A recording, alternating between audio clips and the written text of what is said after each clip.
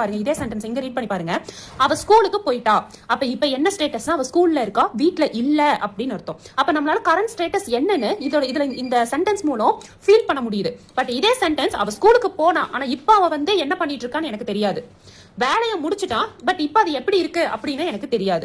But இந்த இடத்துல பாருங்க, அவன் வேலையை முடிச்சுட்டானா அந்த வேலை முடிஞ்சிருச்சு அப்படின்னு அர்த்தம். அவ ஸ்கூலுக்கு போயிட்டானா இப்ப அவ ஸ்கூல்ல இருக்கா அப்படின்னு அர்த்தம்.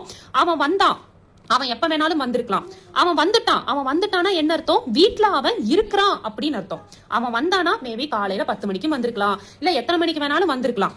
பட் இப்ப அவன் வீட்டுல இருக்கானா அப்படின்னு கேட்டா தெரியல. ஆனா அதை இங்க பாருங்க, அவன் வந்துட்டான் அப்படின்னா என்ன அர்த்தம்? அப்ப அவன் வீட்டுல இருக்கான் அப்படின்னு அர்த்தம். சோ ரெண்டுமே முடிஞ்சு போன ஆக்ஷன்ஸ் தான். ஆனா இந்த சென்டென்ஸ்ல அந்த விஷயம் நடந்துச்சு, அதை நம்ம ஒரு இன்ஃபர்மேட்டிவா சொல்றோம். இப்ப அவன் எந்த டைம்க்கு முடிச்சான், இதுல டைம் எல்லாம் மென்ஷன் ஆகும். பட் இப்ப வந்து பிரசன்ட்டுக்கும் அந்த விஷயத்துக்கும் சம்பந்தம் இருக்காது. அவ ஸ்கூலுக்கு போனா, இப்ப அவ என்ன பண்றான்னு எனக்கு தெரியாது. சோ இந்த சென்டென்ஸ்க்கும் பிரசன்ட்டுக்கும் எந்த சம்பந்தமுமே மூணுத்துக்கும் இருக்காது. பட் இந்த சென்டென்ஸ்க்கும் பிரசன்ட்டுக்கும் 100% சம்பந்தம் இருக்கும். அவன் வேலையை முடிச்சுட்டானா இப்ப அந்த வேலை முடிஞ்சிருச்சுன்னு அர்த்தம். அவ ஸ்கூலுக்கு போயிட்டானா இப்ப அவ ஸ்கூல்ல இருக்கிறான்னு அர்த்தம். அவன் வந்துட்டானா அவ வீட்டுல இருக்கிறான்னு அர்த்தம். அப்ப இதுல இருக்க இந்த பாஸ்ட் டென்ஸ் பாருங்க, ஃபியூச்சரோட பிரசன்ட்டோட லிங்க்ல இருக்கு. பட் இங்க இருக்க சென்டென்ஸ் பாருங்க, இது ஒரு இன்ஃபர்மேஷன் மாதிரி. அந்த வேலை முடிஞ்சது, ஸ்கூலுக்கு போனா, அவன் வந்தான், அவ்வளவுதான். பட் கரண்ட் ஸ்டேட்டஸ் கேட்டீங்கன்னா எதுக்குமே நம்மளுக்கு இதுல தெரியாது. இதுதான் சிம்பிள் பாஸ்டுக்கும் பிரசன்ட் பெர்ஃபெக்ட்டுக்கும் உள்ள வித்தியாசம்.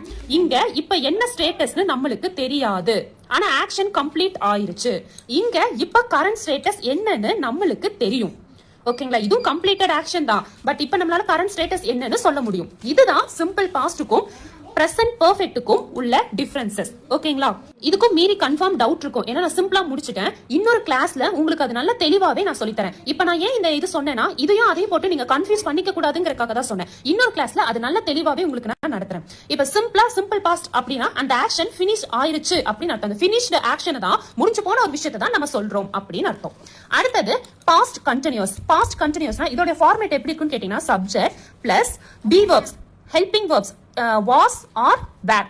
வாஸ் அப்படிங்கிறது சிங்குலருக்கு, வேர் அப்படிங்கிறது ப்ளூரலுக்கு, plus verb 1 plus ing. So நம்ம பிரசன்ட் கண்டினியூஸ்க்கு என்ன பார்த்தோம்? ஒரு ஆக்ஷன் இருக்கு.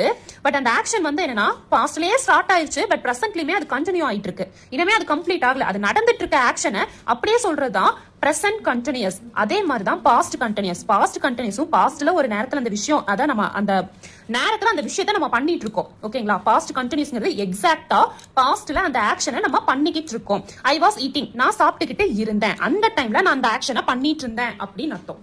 ஓகேங்களா? இது எந்த மாதிரி இடத்துல யூஸ் பண்ணணும்னா சேம் அதே மாதிரி தான் பிரசன்ட் கண்டினியூஸ். அந்த டைம்ல நீங்க எக்ஸாக்டா